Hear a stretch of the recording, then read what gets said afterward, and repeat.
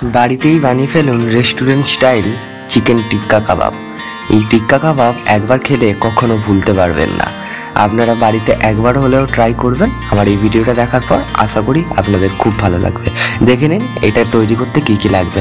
Boneless chicken নিয়েছি 300 গ্রামের মতন। আপনারা চাইলে, আমি থাই থেকে নিয়েছি, আপনারা চাইলে অন্য জায়গা থেকেও নিতে পারেন। এটা নুন দিয়ে দিয়েছি কিছুটা পরিমাণ, তারপর কাশ্মীরি লঙ্কা গুঁড়ো দিয়ে দিয়েছি পরিমাণ মতন, আদা রসুন বাটা দিয়ে দিয়েছি ম্যারিনেট করার জন্য। তারপর দিয়ে দেব লেবুর রস। লেবুর রসটা দেওয়ার একটা কারণ আছে, এটা একটা আলাদা ফ্লেভার আনে। এটা মোটামুটি মিক্স করে আমি ম্যারিনেটের জন্য রেখে দেব আধ ঘন্টার মতন। যতটা বেশি রেখে দেবেন তত ভালো। আলাদা একটা পাত্রে আর একবার ম্যারিনেটের জন্য আর একটা তৈরি করে নিতে হবে জিনিস। সেটার জন্য আমি নিয়ে নিচ্ছি 2 চামচ সরষের তেল আর দিয়ে দেব বেসন 2 চামচের মতন। খুব ভালো করে মিক্স করবেন আর মাথায় রাখতে হবে ফ্লেমটা যেন একদম আস্তে থাকে গ্যাসের, নাহলে কড়ার গায়ে লেগে যেতে পারে। দেখতে পাচ্ছেন খুব সুন্দরভাবে একদম মিক্স করে নিয়েছি, কোথাও ডেলা ডেলা বা গুঁড়ো গুঁড়ো লেগে নেই। এবং লাবিয়ে নেওয়ার আগে 1 চামচ দিয়ে দেবো কাশ্মীরি লঙ্কা গুঁড়ো। কাশ্মীরি লঙ্কা গুঁড়ো দেওয়ার পর খুব ভাজবেন না, তাহলে কালারটা নষ্ট হয়ে যেতে পারে। একদম হালকা আঁচে ভেজে নেবেন। দেখতে পাচ্ছেন প্রায় রেডি। এবার আমি লাবিয়ে নেব।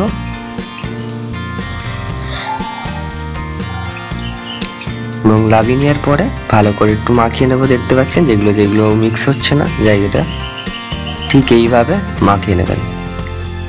এরপরে দিয়ে দেব স্বাদ মতন নুন, তারপরে দিয়ে দেব কাসুরি মেথি, ওটাকে ভালো করে ভেজে রোস্ট করা। তারপর দিয়ে দেব ধনে, তারপরে জিরে পরিমাণ মতন, তারপর বিট নুন দিয়ে দিয়েছি, কারণ বিট নুন দিলে আলাদা একটা স্বাদ আনে এবং ফ্লেভার আনে। এরপর কিছুটা পরিমাণে গরম মশলা দিয়ে দিচ্ছি, তারপরে দেব আদা রসুন বাটা। এই সমস্ত কটা জিনিস দিয়ে দেব। তারপরে জল ধরানো টক দই, জল ঝরিয়ে রেখে দিয়ে আগে টক দইটা নিয়েছি, ভালো করে মাখিয়ে নেব। এবং লেবু দিয়ে দিচ্ছি কিছুটা পরিমাণ আগের বারের মতন। এবার সমস্ত মশলাগুলো একসাথে মিক্স করে নেব।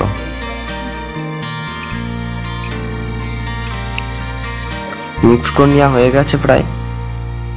এবারে আগে থেকে ম্যারিনেট করা মাংসটা আবার সেকেন্ড বারের মতন ম্যারিনেট করার জন্য দিয়ে দেব।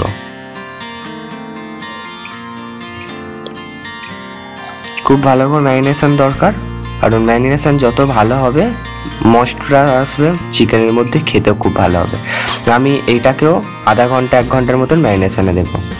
তারপর দিয়ে দেবো আমি রোস্ট করার জন্য একটা পাত্র এবং কিছুটা পরিমাণে বাটার দিয়ে দিয়েছি। আর ফ্লেম মিডিয়াম রাখলেই হবে। আমি এবার পরপর চিকেনের পিসগুলো দিয়ে দেব।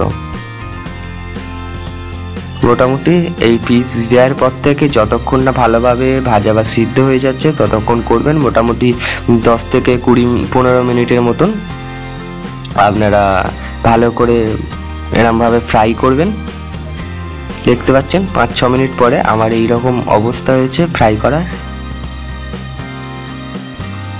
আর 5-6 মিনিট ফ্রাই করলে মোটামুটি হয়ে যাবে। প্রায় রেডি হয়ে গেছে, দেখতে পাচ্ছেন চিকেনটা ভেঙে গেছে প্রায়,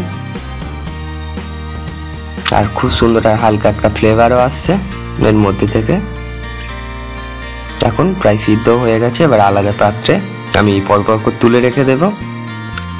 এরপরে আর একটা কাজ বাকি রয়ে গেল, আপনাদের সাথে শেয়ার করে দিচ্ছি। লাইক কমেন্ট সাবস্ক্রাইব করুন আমার চ্যানেলটিকে এইরকম আরও ভিডিও দেখতে। প্রায় রেডি হয়ে গেছে দেখুন আমাদের কাবাব। তারপরে আমাদের করে নিতে হবে ক্যাপসিকাম এবং পেঁয়াজ পিস করে কেটে নিতে হবে। ক্যাপসিকামের ভিতর থেকে আমি মশলাটা ফেলে দিলাম, তারপর সব ছোটো ছোটো করে কেটে নিলাম।